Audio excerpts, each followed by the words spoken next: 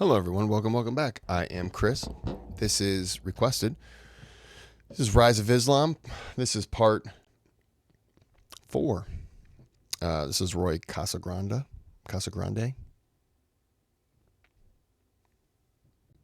Yeah. Before we get started, if you can click that thumbs up, you just saw me do it. It's completely free. Look at that.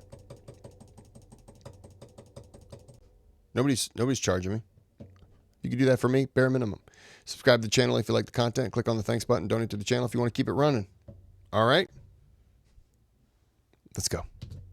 Also, he goes over and shows him the letter. Khaled's like, I'm good with this. This is fine. I'm demoted. Khaled was just demoted. Boo! Sorry. I'm Team Khaled. At this point, the Roman army, I'm trying to remember the name of the Roman general. He was an Armenian. Oh, I know this. Ted Wiffleball. That was the guy's name. Valens? Something like Valens, but for some reason that's not sounding right. Maybe I was wrong. The Roman army Very, very real possibility I was wrong. It's not Ted Wiffleball. My bad. has decided they've pulled men from everywhere they can, anywhere they have reserves, and they've amassed a massive army. They're gonna put these Arabs down once and for all. And they send them, and they land at Antioch, and they're moving into Syria, and they're on their way. And the Arab generals, Abu Ubaidah is the new Arab commander. They're panicking, trying to figure out what do we do. There's 150,000 Roman soldiers coming for us. And so Abu Ubaidah goes to Khaled and goes, what would you do if you were in command? And Khaled said, I would abandon everything I've conquered and I would drop back to one place because I bet the Romans are hoping to fight us piecemeal. Let's fight them with everything we've got against everything they've got. And so Abu Ubaidah agrees. They withdraw everything. They abandon Damascus. Everything they've captured, they abandon it, and they fall back to a place called Yarmouk. I remember the Battle of Yarmouk. And Yarmouk is today almost in Jordan. It's in Syria. It's near the city of Daraa. It's really close to the Sea of Galilee. So it's actually really close to Israeli-occupied Golan Heights. The Arab army falls back. That's the terrain they've picked. And one of the reasons they've picked this spot is because of the way the ravines work. There's a big ravine here, and then a smaller little ravine there, and the Arab army parks itself like that. And the Romans come down, and they position themselves right there. And they're going to have a 6-day-long battle. Just out in the hot sun, standing around in your armor. 6 days, they're going to go out. Big slugfest. And if I remember correctly, the Romans had 150,000 men, and the Arabs had 40. So it's bad. Abu Ubaidah looks at Khalid ibn Walid and goes, I surrender my command to you. We really want you to run this battle. And so Khalid takes over. And he takes his cavalry and his infantry, and he splits it up into these support teams. I won't go into the details, but they're fascinating. He splits them up in these support teams where when something happens, then there's supposed to be an automatic reaction from his generals. Like he's got this really elaborate plan. He puts it into place. The first day, the Romans attack. It's just sort of a probing attack. They're just trying to figure out what the Arabs are about. Nothing really happens. The line moves a little bit and then it moves back. On the second day, when the Romans attack, they actually cause one of the flanks, if I remember correctly, it was the right flank first. They get both flanks to cave, but they start to get the right flank to fall. And as the Arab soldiers are starting to retreat, they're heading straight back towards their camp. In the ancient world, women traveled with the men because, first of all, you took your family with you, and then the women would help with things like repairing the armor, or cooking and cleaning. And so as they're falling back towards the camp, there's all these Arab women seeing the men running towards them. So the Arab women went and tore down the tents, grabbed the tent poles, and made a picket. They made a line with the tent poles, using them as spears, and began shouting insults at their men and threatening to fight their men. And they're calling them cowards, and they're like, "You're gonna die today. It's either we kill you or they kill you." But and it works, and it gets the men to turn around, and they rally, and they go back in, and they do this just day after day. And finally, by day 5, it becomes clear that the Romans are just not going to beat the Arabs, that they can't do it. Despite the overwhelming numerical superiority, they can't pull it off. And on day 5, the Armenian general, whose name I still can't remember, sends a note saying, "I'd like to talk terms." And Khalid says no. And on day 6, he attacks, and he takes all his cavalry, puts it on one flank, and he basically cuts off the Roman retreat, and then uses his cavalry to smash up the line, and they wipe out the 150,000 Romans at Yarmouk. If I remember correctly, the Arabs did end up with something like 20,000, 23,000 casualties. So it was a really bad day for both sides, but comparatively not too bad for the Arabs. They win, and now Jerusalem is... Imagine you go into a battle of 40,000 and you come back with 17 to 20,000, and you're just like, and everyone's looking at you and they're like, "You lost half your people." Yeah. Did you win? Yeah. How many of them did you kill? 1, 2, 3, 4, 5, 6, 7, 8, 9, 10, 11, 12, 13. It was 14. You lost 20,000 people and you killed 14. No, I'm sorry. 140,000. That's what it was. What now? Did you count them? Twice. Yeah. This is a lot. Some people we counted some people twice because we'd cut them in half and we put them together and we're like, "Oh, silly, that's just one." Wide open. The Jerusalem is to the southwest of Yarmouk, or south by southwest. But there's no Roman forces in the area. They're done. This was it. This was the last grand stand that the Romans could throw, and it's turned into absolute disaster. So Abu Ubaidah resumes command of the Arab army and marches to Jerusalem, and they surround it. Jerusalem is brilliantly located. It's at a place where springs come up inside hills, so you can actually farm inside the city. You have fresh water access inside the city, but it's surrounded by really arid land. So normally a besieging army has to actually run a water chain all the way to the Jordan River, which is miles away, and you just pass buckets or somehow move the water. It's really hard on an army. The Arab army is used to operating in the desert. They don't care. When an Arabian stallion is born, they won't let it drink for a week. And if it dies, it's not meant to be in the Arabian desert. I mean, right? This is perfect terrain for them. They're okay with this. And there's not a big Roman army inside. The problem that the Arabs are having, though, is they don't really want to attack Jerusalem. This is a holy city. It's just weird attacking it. So they're willing to besiege it. They're willing to let it run out of supplies. Finally, they talk to Sophronius. Sophronius is the Archbishop of Jerusalem. He's the Patriarch of Jerusalem. They managed to talk him into negotiating a surrender. So he goes, "Okay, I'll surrender, but I want to surrender to Omar ibn al-Khattab. I want to surrender to the Caliph. I don't want to surrender to some general." Well, everybody knew that Khalid ibn Walid looked like his cousin, so they just dressed Khalid ibn Walid like Omar ibn al-Khattab, and they pretended. And somebody with Sophronius... Stupid question. I understand this is pretty much the downfall here. Would it have been too much trouble to get him up there, as opposed to them just sliding Khalid to do all that? Because I don't know. 'Cause I'm asking because how long was this guy willing to sit there to,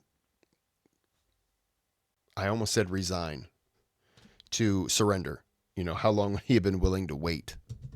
Recognizes that that's not Omar, that's his cousin, that's Khalid ibn Walid. And Sophronius is furious. He turns around and he goes, I'm not going to negotiate with liars, and he walks off. And the reason they did this was they were going to have to wait weeks for Omar ibn al-Khattab. Remember when I was asking earlier? Forget that. I'm going to guess it would have probably been weeks of waiting, and they just didn't have that kind of time. You know, now that I think about it, that's my answer. To make it from the Arabian Peninsula, but they're like, all right, fine. So they send for him. He comes. It takes weeks. When he finally arrives, Sophronius leaves the city. He comes out, and he's got the lectica. I don't know another word for it. I know there's other words for it. I just don't know it. It's the big couch thing that you sit on and people carry you around. The Roman term for it is lectica. I think divan? No, that's not right. Sedan. Sedan is one of the words for it. Anyway, which you drive. Isn't that weird? Like a little leftover. I want to drive a lectica. So he's got like this massive lectica that requires 8 men to carry. And then he's got 2 men fanning him. Sophronius is dressed in red silk with a big hat with actual gold tassels. Not gold colored, actual gold. And he's perfumed up. And he comes out of the city to negotiate the surrender. And they're coming up on the hills where the Arab army is. And in front of Sophronius, he sees a man on foot wearing rags, clothing that's been stitched together so many times, it's just like patchwork of clothing, leading a camel, and there's a guy riding on top of the camel. And so Sophronius, by the way, he spoke Arabic because he was an Arab. Sophronius was a Christian Arab, Roman citizen, patriarch of Jerusalem. Right? And so it's not a problem for him to talk to these guys, but they all spoke Greek anyway, so it didn't matter. Everybody was multilingual at the time. So Sophronius comes up and he looks at the guy on top of the camel and goes, where's your Khalif that I'm supposed to negotiate with? And the guy kind of nods to the man on the ground leading the camel. So Sophronius goes, can you tell me where the Khalif is? He goes, I'm him. And Sophronius is baffled. He's like, dude, you're wearing rags. You're like the leader of a new empire, and you've got a camel, and there's some guy riding it, and you're leading it, and you're in rags. And the Arab army isn't like this. They're all riding Arabian stallions. The poor people rode camels. The rich guys had Arabian stallions. And they've got chainmail armor, and they've been plundering. They're filthy rich, and here's their emperor. He's clearly can't even afford new pants and a new shirt. And so Sophronius goes, you're the guy? And he goes, I'm Omar ibn al-Khattab. Okay, I'm here to surrender the city of Jerusalem to you. And Omar goes, okay, let me propose something, and then we can negotiate. You tell me how you feel. And Sophronius is like, okay. So he's like, why don't we walk towards Jerusalem while we're... And so they're walking and talking. And so, Omar says, why don't we... Here's the surrender terms. All the Christians keep what they own. The churches, they're going to remain churches. The land, the property, the businesses, that all remains Christian. We're not going to plunder the city. And that's it, actually. That, and we don't want any of the top bureaucrats. The Roman bureaucrats have to leave. We're going to replace them with Arab bureaucrats. And Sophronius is like, wait a minute, what about plundering the city? No, we don't do that. We're not into that. I mean, we do a little plunder, but not Jerusalem. And Sophronius goes, I don't get it. If we conquered your city, we would... we'd rape the women, we'd plunder the city, we'd take a bunch of your slaves. And Omar was like, no, we're not doing that. No slavery, no plundering, no rape. We just want the top. They can leave, by the way, those Romans, they can leave with anything they can carry. They can take jewelry out if they want, but they can't, no carts. They just have to carry it in their hands. And Sophronius goes, there's nothing to negotiate. Oh. He has to be thinking, okay, they're going to walk out with all their jewelry, and then they're going to be attacked and killed. Right? No. We're busy. We got to get inside Jerusalem. There's a big breakdancing competition we're going to be having. So we need you guys, all these bureaucrats, out of here by 6 p.m. Because that's when the whole thing started. There's going to be a karate fight. That's what would happen if I took over. Omar goes, one more thing. And the Jews get to keep whatever they have too. And Sophronius goes, there's no Jews. Omar goes, I don't get it. What do you mean there's no Jews in Jerusalem? Because, we're Romans. We hate Jews. We just basically wipe them out. They keep revolting. They won't stop. They're like these crazy stone throwing, got rags on their head throwing. So we just got rid of them. Omar goes, how could you get rid of them from their own city? He goes, well, we killed some of them, but mostly we just forced them to leave and then enslaved some. So Omar's going, okay, that's not gonna work. As they're getting closer to the city, Sophronius is guilted out of the lectica. He gets out and he starts walking. He just, I can't do it anymore. And so he's no longer in the lectica. And finally he turns to Omar and he goes, I accept the terms, that's great, but I need you to tell me why you are walking and there's some guy riding your camel. And Omar goes, well, he's my servant and we take turns because I can only afford one camel. And it was his turn. And Sophronius goes, you remind me of Jesus a little bit. This is so weird. So they get to the gates, and Sophronius orders the gates open. And by this point, the whole Arab army is kind of following these two men. Well, three, because there's the guy on top of the camel. And there's the 8 lectica bearers and the 2 fanners. So they get to the gates, and they open the gates up. The 2 fanners are still fanning the empty seat. They're like, do we continue? Do we continue? Do we fan you guys as you walk? Like, how does this work? And they walk in. And Omar goes, Sophronius goes, they had been talking about Islam a little bit. And he goes, I have a feeling this is going to usher in a really wonderful period of time. I want to inaugurate this with prayer. Come to my church and you pray in your Muslim style and I'll pray in my Christian style at my church. And Omar goes, no, absolutely not. Because the first place I pray in, that place will become a mosque. Because my followers are going to want to commemorate me coming and praying in Jerusalem. So if I pray in your church, you're going to lose it. We need to pick some empty place that doesn't belong to anybody. And Sophronius goes, well, we have some church. This is why I completely just love and respect this man for knowing that and not wanting any harm to come to any of the people in the town. Just a complete and total respect of the previous, the Jews and the Christians, and that appreciation of those different people, and to not want to change things, understanding that there's going to be a mosque built there. And I don't want to take away from what's already existed for other people. That I just props to him for that. Land that's empty that we're not doing anything with. And Omar goes, you will lose it. So let's pick a spot to pray in the open, an old building. I will pray my Muslim style, you pray your Christian style, and then know that you lost that piece of land. And Sophronius goes, we don't need it. It's okay. And today that is the mosque of Omar ibn al-Khattab. He was right. They built a mosque to commemorate the spot he prayed in. Then at that point, Omar says, show me the sights. I want to go to the Temple Mount. And so Sophronius goes, why would you want to go there? And he goes, well, it's sacred. It's where the Temple of Solomon was. And Sophronius goes, the key word there is was. We destroyed the Temple of Solomon. And Omar goes, but as a Muslim, that place is holy. Even if you destroyed it, I still would like to see it.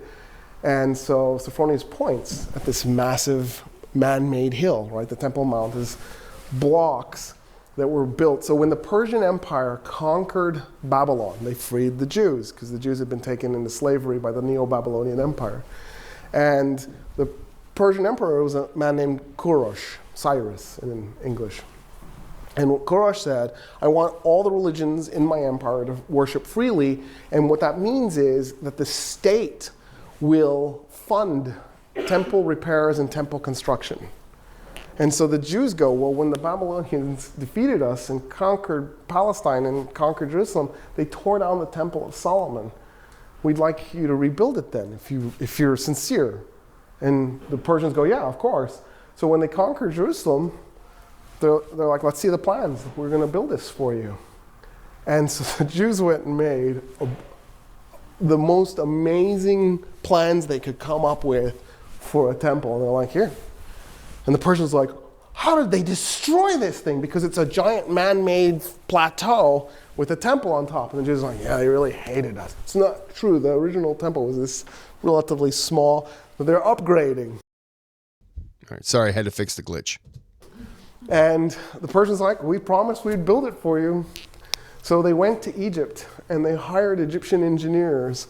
And so using Persian gold and Egyptian engineers and then labor from all around the empire, they built the second Temple of Solomon, which is today the Temple Mount. And when Omar looks at it, it's covered in debris. And he goes, what's the debris? And they go, to punish the Jews after we tore down the second Temple of Solomon, we turned it into a garbage dump. That's like 4 centuries of garbage. And Omar goes, the Roman Empire is Christian, right? Yeah, the Temple Mount isn't sacred to Christians too? I would have thought. And yeah, but we hate the Jews so much we didn't care. So it says, take me there. So they walk up, and as they're walking up, there was a Jewish convert to Islam from Yemen. I'm trying to remember his name.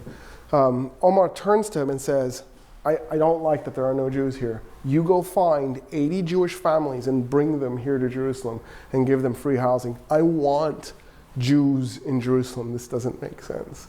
They get to the top of the Temple Mount, and Omar bursts into tears because he can't believe the debris on the ground.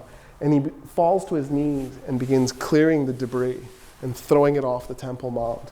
And everybody's stunned, right? Here's this, he's somewhere between a high priest and an emperor on his knees clearing a couple centuries worth of garbage. And pretty soon the whole Arab army is up on the top of the Temple Mount pushing the garbage off.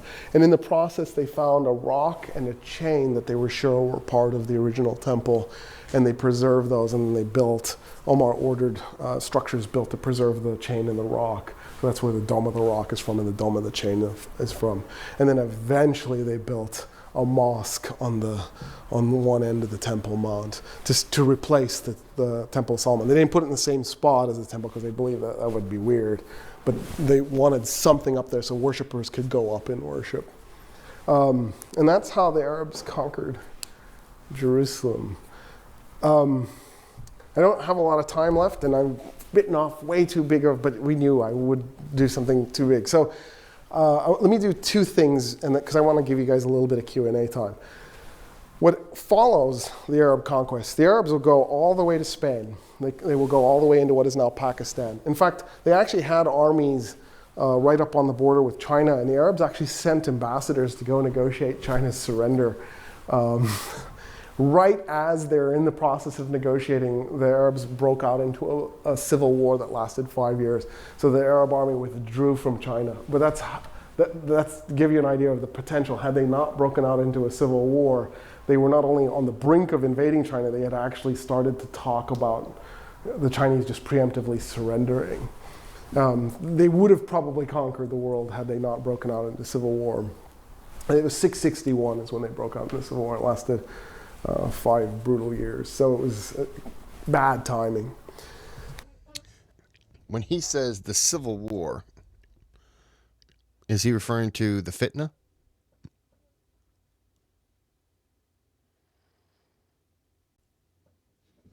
Maybe. Anyways, we're going to end it there. That was part 4.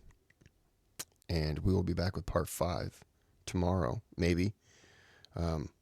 I don't know when this will come out, so part 5, 1 through 5 will be Monday through Friday, and then 6 will be a Monday episode. So until then, have a good day, have a good night.